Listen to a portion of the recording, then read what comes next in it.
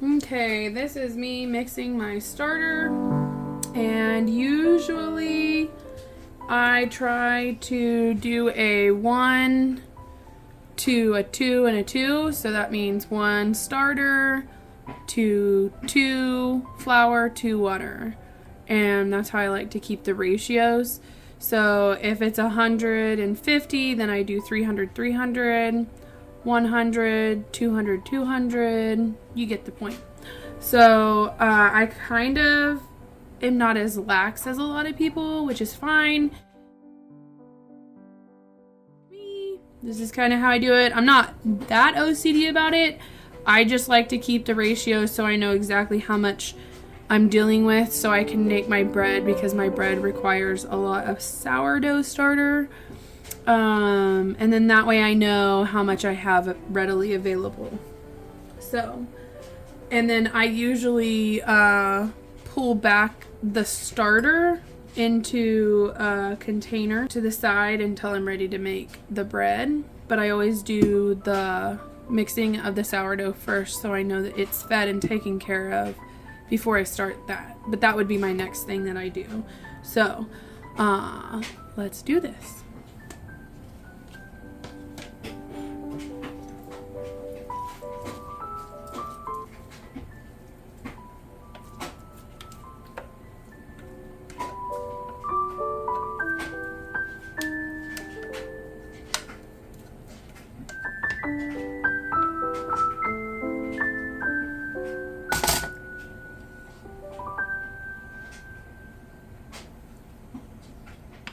I want 150 in it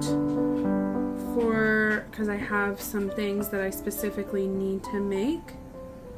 And actually, I'm going to go to 200 because I need a little bit more than what I thought.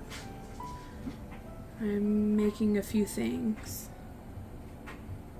this week.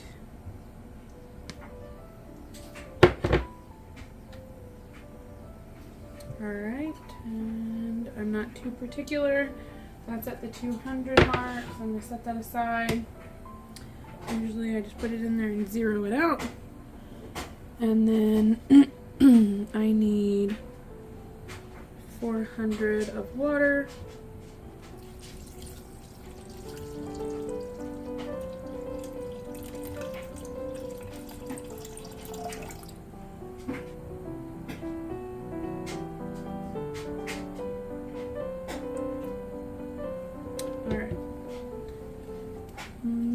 Usually just stir that up first just to get it all mixed in.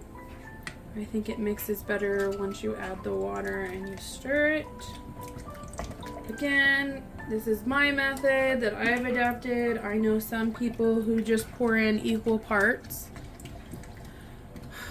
of water and flour and they don't even tell how much sourdough is in it.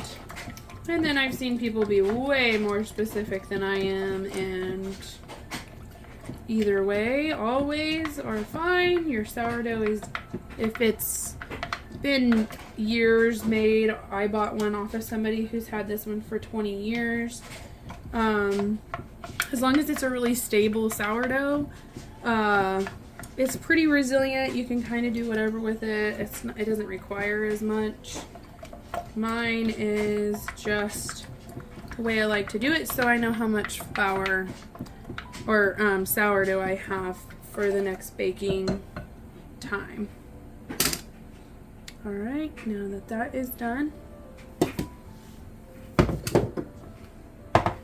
and I'll need 400 of it, so this is my freshly ground hard red wheat berries that I just ground. Grinding your own wheat flour sounds like a really hard thing. It's actually not. It's pretty easy, and you know where your grains are coming from, and there's no middleman, so definitely worth it for me to do it. I'll clean that up in a minute. Okay, let's get this back on track.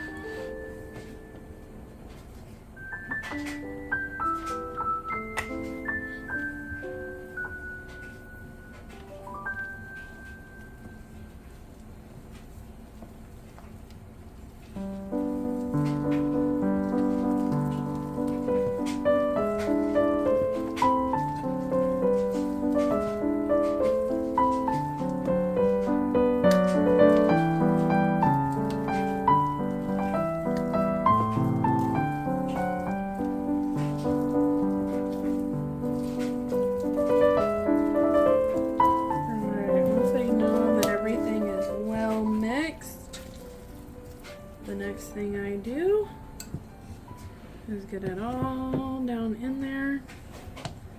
Every last bit of it.